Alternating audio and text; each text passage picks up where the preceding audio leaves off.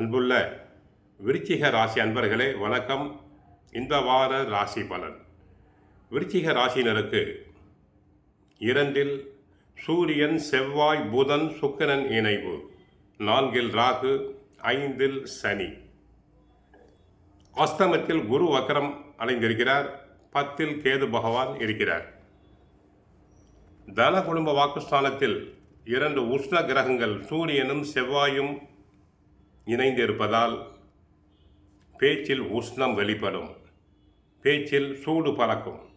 4 ராகு சஞ்சரிப்பதால் பேச்சில் பொறுமை தேவை. அலைச்சல் காரணமாக இருப்பதை அனுபவிக்க இடையூறுகள் உண்டாகும். குடும்ப ஒற்றுமை பாதிக்கும். நெருங்கியவர்களை அனுசரித்து செல்லுதல் வேண்டும். குரு பகவான் வக்கரகதியில் இருப்பதால் எவ்வளவு பெரிய நெருக்கடியில் இருந்தாலும் கஷ்டமான நேரத்தில் எதிர்பாராத வகையில் பண உதவிகள் தங்களுக்கு கிடைக்கும். உங்கள் தேவைகள் பூர்த்தியாகும்.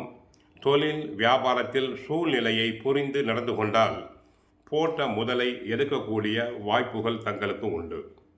வேலையாட்களை அனுசரித்து செல்வது நல்லது. வேலைக்கு செல்பவர்களுக்கு பணியில் தேவையில்லாத நெருக்கடிகள் ஏற்படலாம். முடிந்தவரை தூர பயணங்களை தள்ளி வைப்பது நல்லது.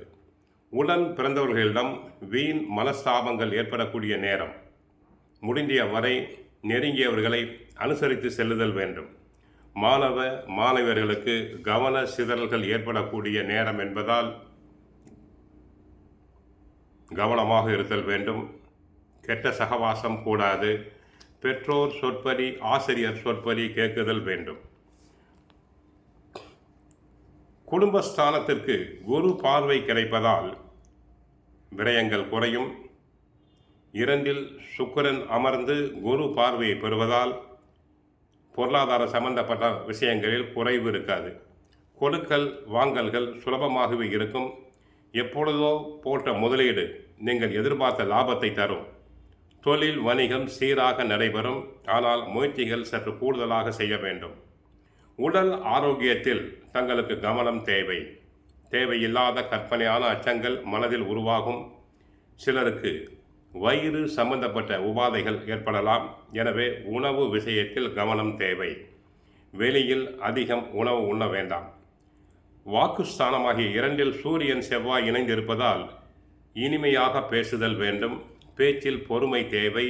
அதிக உஷ்ண வார்த்தைகளை வெளிப்படுத்துதல் கூடாது. வார்த்தைகளில் கவனமாக இருக்க வேண்டும். தியானம், யோகா போன்றவற்றை தாங்கள் செய்யலாம். கோவிலுக்கு சென்றால் முருகப்பெருமானை வழிபடுங்கள்.